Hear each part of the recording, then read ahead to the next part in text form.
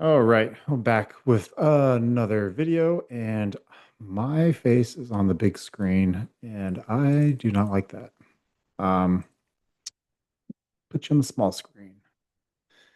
All right, we got a few more questions I can answer, and a topic that was brought up as well regarding some peptides. Who knew, right?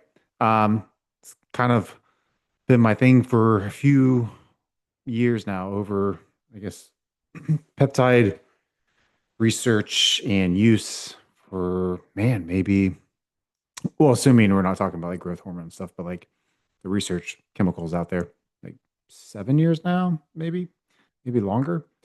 Um, but anyways, let's jump right in. Like, share, comment, subscribe, and watch my previous video about some dieting tips, uh, or dieting mistakes that people have made, whether they are trying to build muscle or lose body fat.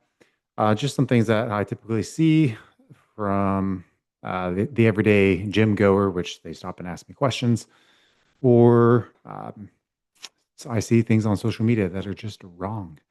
So watch that if you're having some plateau issues in either of those gaining or losing phases.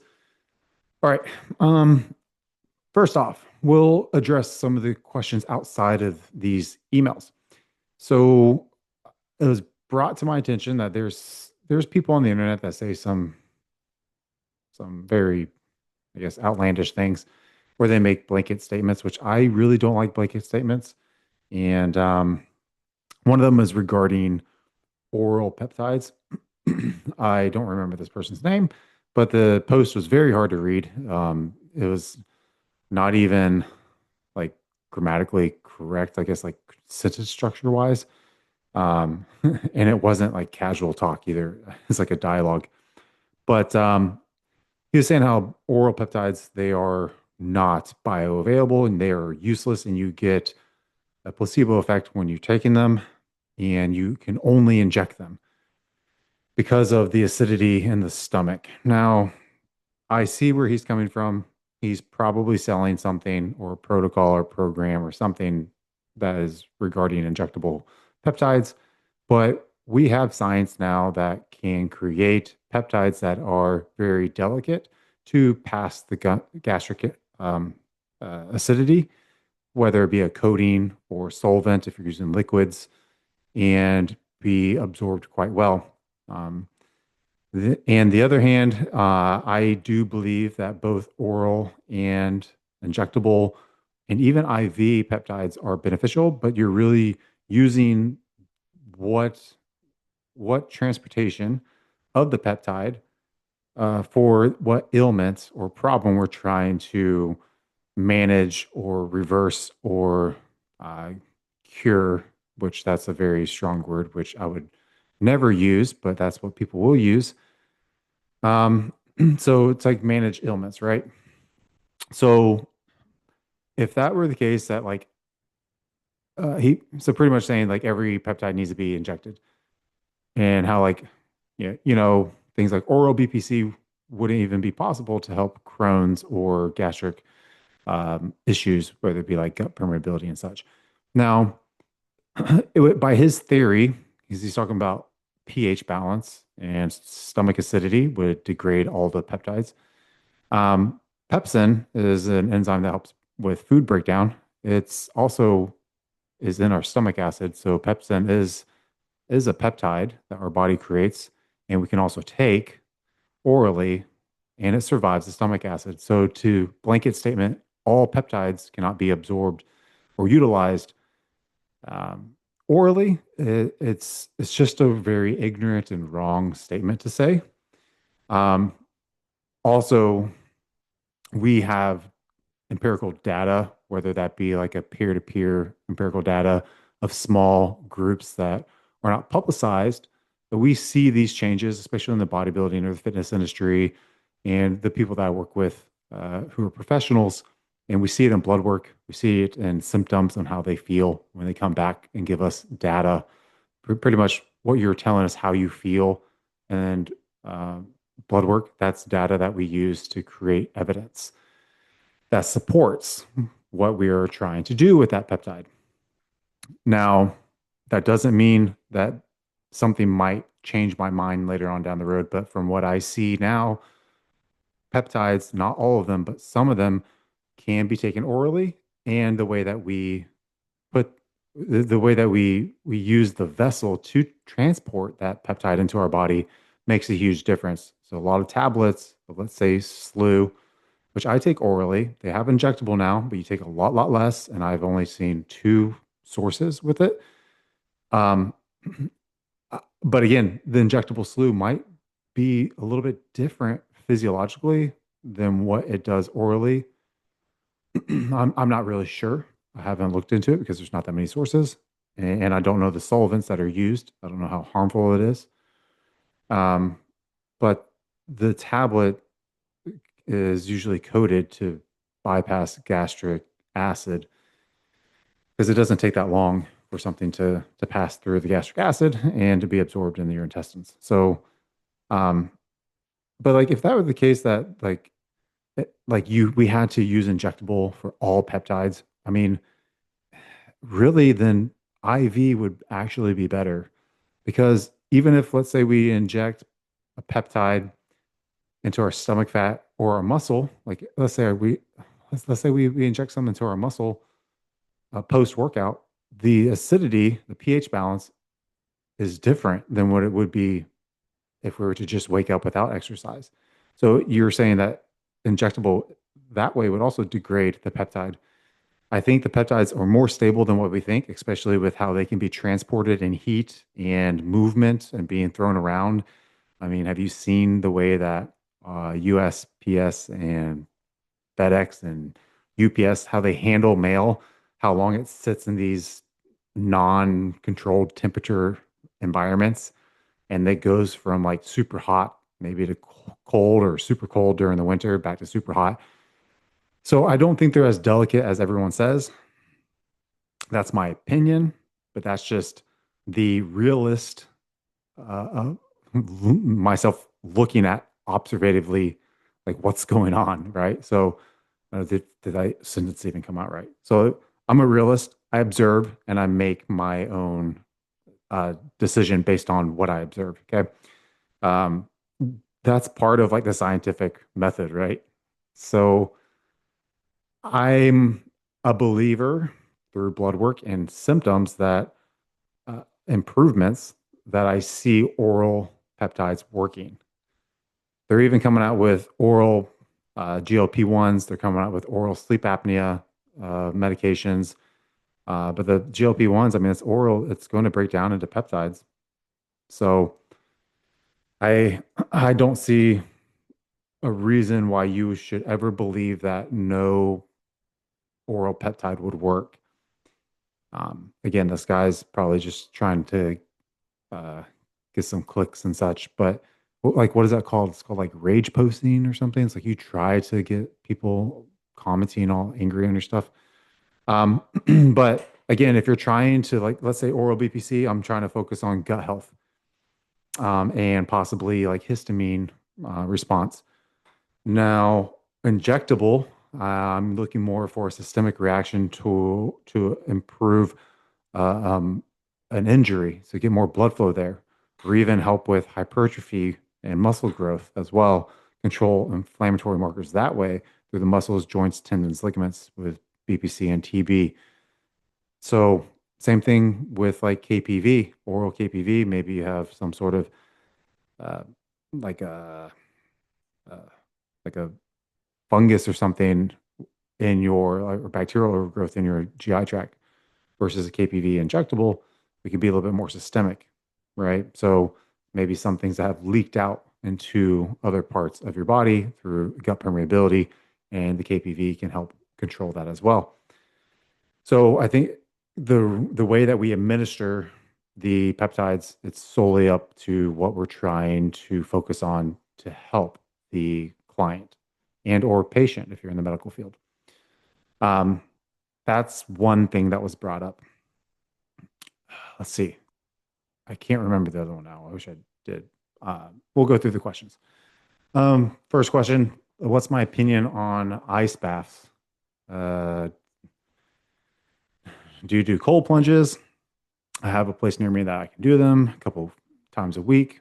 Do you really, if you do them, do you notice a mood difference, immune function, less aches and pains in your joints? Do you notice skin tightening effects? Should I just buy my own? I don't do cold plunging. I've done them before. They've been around for such a long time. You see things in this fitness industry that are cyclical, like they go away, they come back. They're very fad. A lot of questions are typically about these fad things. No one ever asked me a question about, hey, um, what's your opinion on eating in moderation? Right? Like that never happens. What's your opinion on having the discipline to stick to a diet to reach a certain goal? Like no one ever asks questions because they want the fad new thing or they want the quick fix. It's not there, right? So I don't cold plunge. I cold plunged once and it was after working out and it was like just because I was at a facility that offered it and the guy took us there for free. And so we did everything, infrareds and everything, cold plunge, but we did it after like a grueling leg workout, and it was the worst experience a couple of days later after that. So, especially on the drive home. So I would never ever do that again.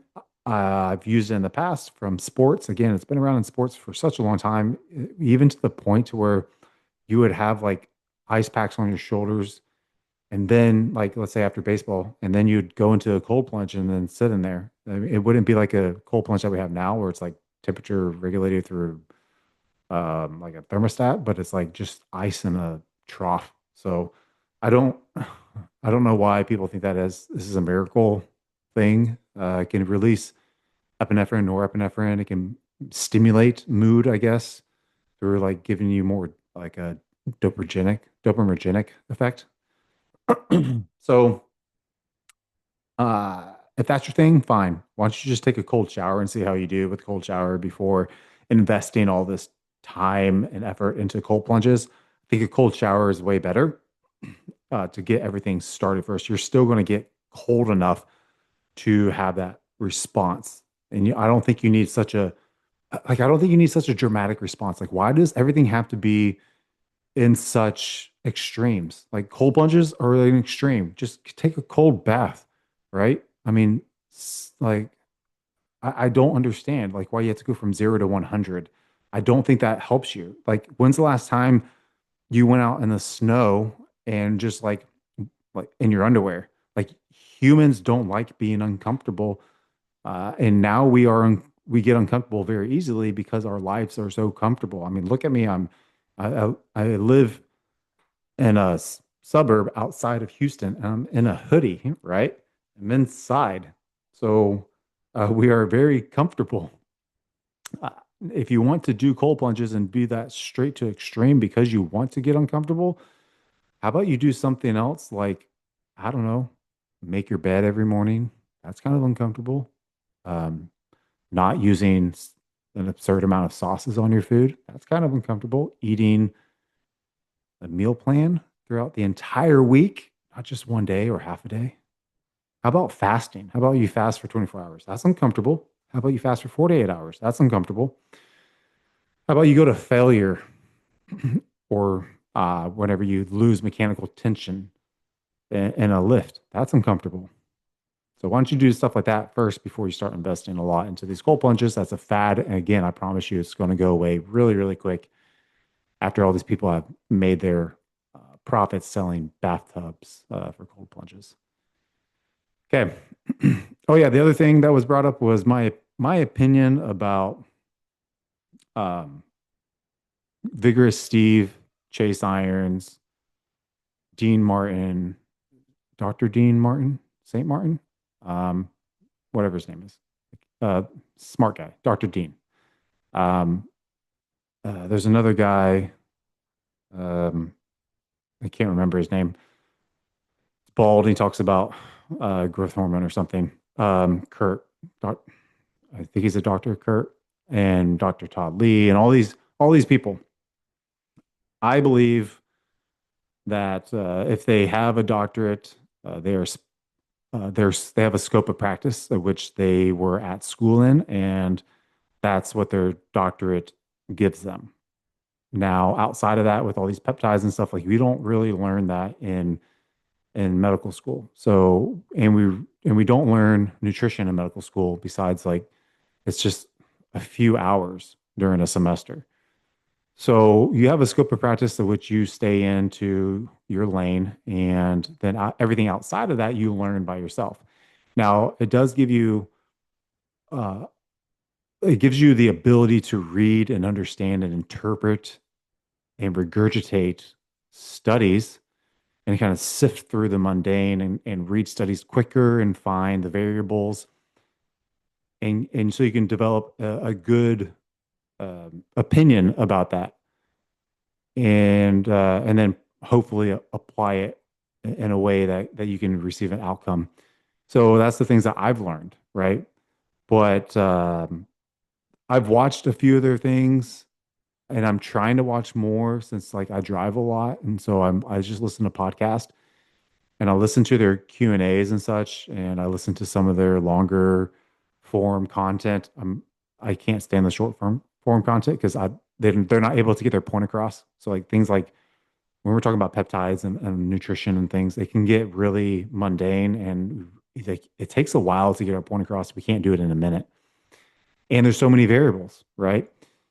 So I think that they all give out really good points of studies out there, and they can give you a good outline of what protocols or what they recommend uh, for like hormone balancing.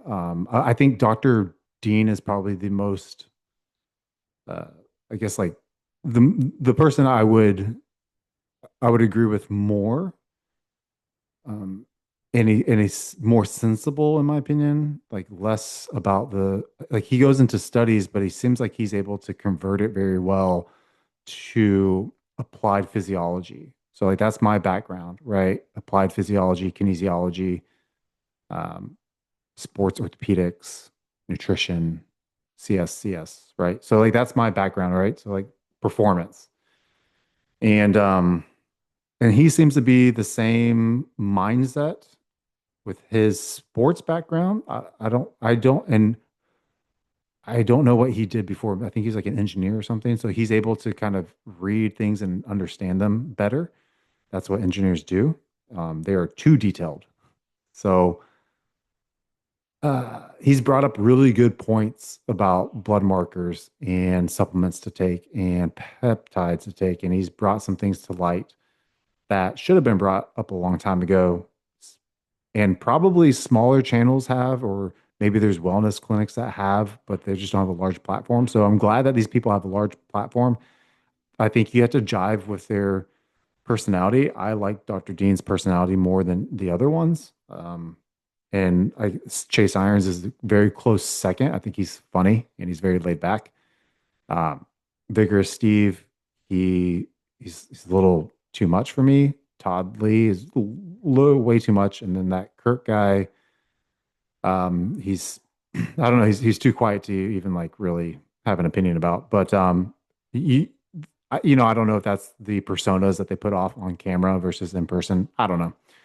But that's my opinion is that as long as they're giving out good information, that they're not telling you, hey, you have to do this dose or you have to do this. This is the best way and the only way.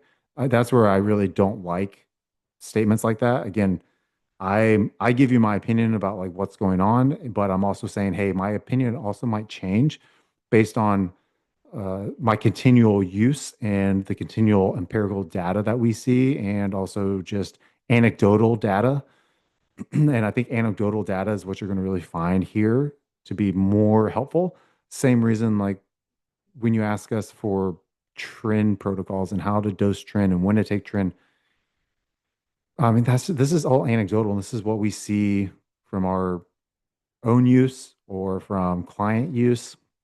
or people in the industry, hopefully they're telling us the truth. That's the other thing that we don't really know is how true everything is. So, um, yeah, I mean, there's, I mean, for example, like my use of growth hormone, I'm on 2 IUs. Everyone will say that it's a pointless dose, but I also have a family, right? I mean, I have 2 kids and they're older. They're getting older, so they're 5 and 7, turning 6 and 8 this year. So I've had them for a while. I've had financial struggles, and so I think 2 IUs for longevity is what I'm doing. I'm not trying to become a bodybuilder and become huge and use a bunch of different steroids to grow muscle or peptides to grow muscle. I'm just trying to be a better performance, and I really love uh, endurance. Like that is where I love to have my performance shine is I will do heavyweight, but I will endure very long sessions and I will do multiple sessions throughout the day, throughout the week. That's what I enjoy. That's what keeps me in the gym. I don't really care about a 1 rep max. I don't care about being so specific on mechanical tension with one using one lever and at a pulling at a 30-degree angle. I don't really care about that. Um, as long as I can feel it and hit it, I'm fine. But I like to do a lot of reps, a lot of repetitions. Is that most optimal for building muscle? No, I don't think so, and not for me. And I don't think it's, but it could be for someone else. I don't know. You have to try all these things and be in the sport for a while. So that's my opinion about those guys. I think, you know, it's good to educate everybody and to put out information as long as we're not saying that this is the only correct information and nothing else matters and it'll never change. Like that's wrong. So yeah, so they can keep it up. Maybe I'll meet them in person someday and get to know them behind the camera. Right. All right. So another question, is the keto diet just a fad? And we just talked about this. Yeah, man. I mean, this person asked it because they're talking about people with uh, polycystic ovary syndrome, so PCOS, type 2 diabetes, infertility.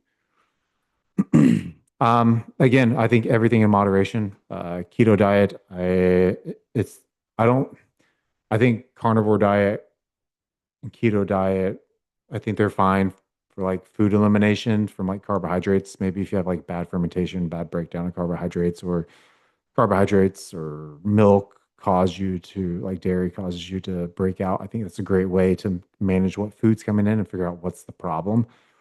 I think that eating in moderation and I think that exercise, like intensity and exercise, really focusing on fasted cardio, uh, getting movement. I mean, that's, in my opinion, that's really what's going to help everything out. Building more muscle, build as much muscle as you can. And again, I'm not talking about bodybuilders. I'm talking about just putting as much lean muscle tissue without the water, without the intra muscular fat. I'm just talking about lean muscle tissue. Just try to put on as much as you can because that's protecting your bones, creating your bones to be more dense, creating better tendons, ligaments, making them stronger. All this helps with aging.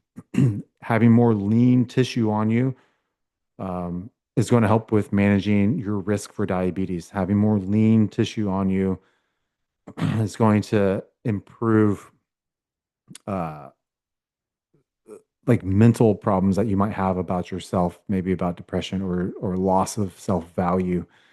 People perceive you differently, so maybe you'll be better at social skills because of the way you look. You get a better job because of the way you look.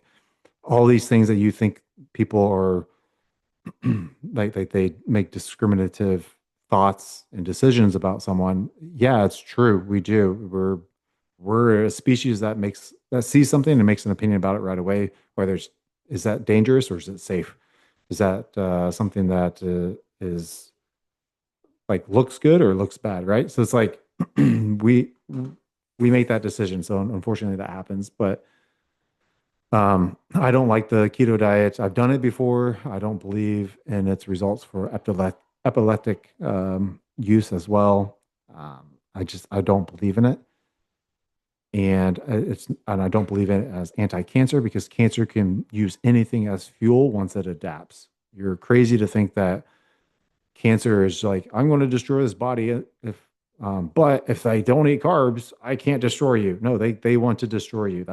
They're just crazy, uncontrolled cells in your body. They're cancerous cells. So they will adapt and they will survive. Same thing like any type of virus or superbugs out there. They adapt and they survive. They are the cockroach, right? If there's two things that's going to be around after a nuke, it's cockroaches and Twinkies, right? So, so don't be fat. Um, I guess I don't know.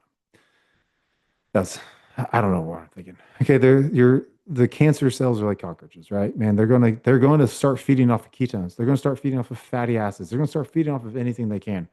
So to think that the keto diet's going to save you, no. I've so to put this in perspective, like so this is like 5 years now, having mouth cancer.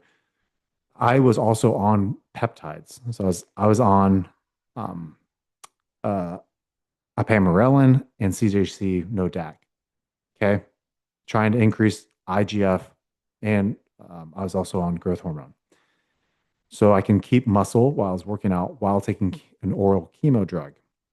So I, and I still went to work as well. I never stayed home. I never did, like, I kept my life the way it was. I ate carbohydrates. I did all those things. And guess what?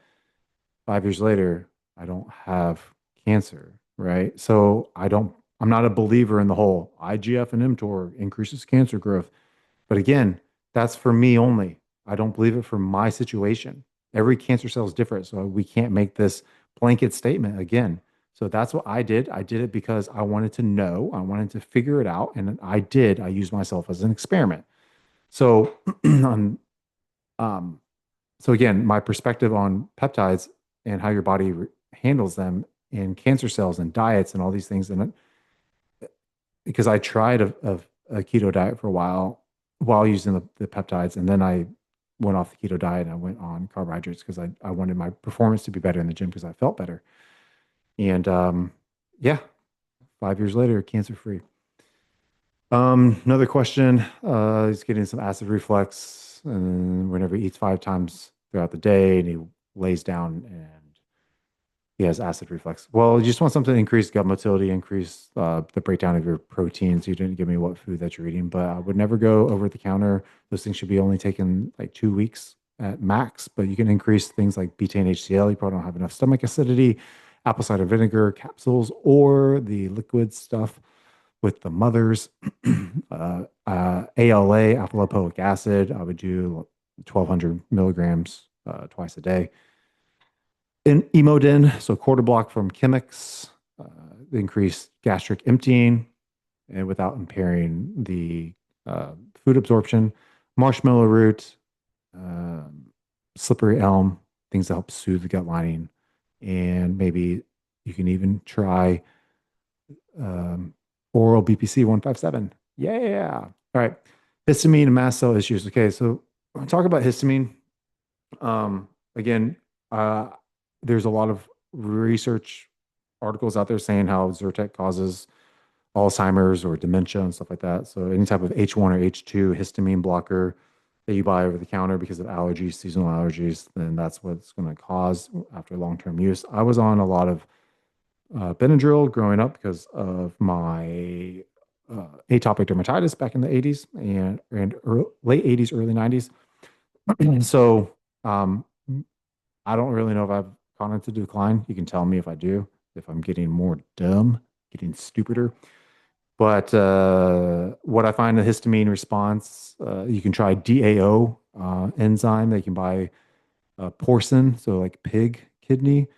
But this person is also saying that they have a histamine response um, to organs and like pork and stuff. So you might have a EDS, sulfur metabolism problem. So you might need to try a DAO that's vegetarian. I don't know how well they work, but a lot of what I found out from someone is that they couldn't take collagen because specific amino acids, and it causes them to have hives or just feel terrible. And they started taking a DAO enzyme, the porcine one, kidney, the pig kidney, and they started feeling a lot better and they could actually use collagen. So I would look into things like that, especially if you have some blood work on like markers. So that's what I go over, like monocytes and basocytes and all these other or basophils and such. You look at some of those blood work markers and you can kind of see how your body's handling histamine at a certain time and the gut, uh, how the gut's handling the stress as well and the inflammation. So DAO enzymes, you can try that. But again, try the vegetarian ones that you said that they are causing you to have like hot flashes and such. So I would try that out. Load up on vitamin C, quercetin, citrus-free quercetin, if you want to, or you can do the citrus one. I prefer this for the citrus one, and see how that works for you. So I think that's enough for today. I don't even know what to title this, but yeah. But yeah, the histamine, the vitamin C, I would say like 5,000 milligrams daily. You can split that up so you don't have a tummy ache. And then the quercetin, I mean, you can go up to like a couple grams as well. It just depends on how much you want to fork out price wise. Or you can even do oral BPC and oral KPV, right? You can get that on Paramount Peptides in my link tree. So you can do those and see how well that helps you. Anyways, thank you guys for watching. Hopefully you subscribed and share this video, please. I'll be back with another one.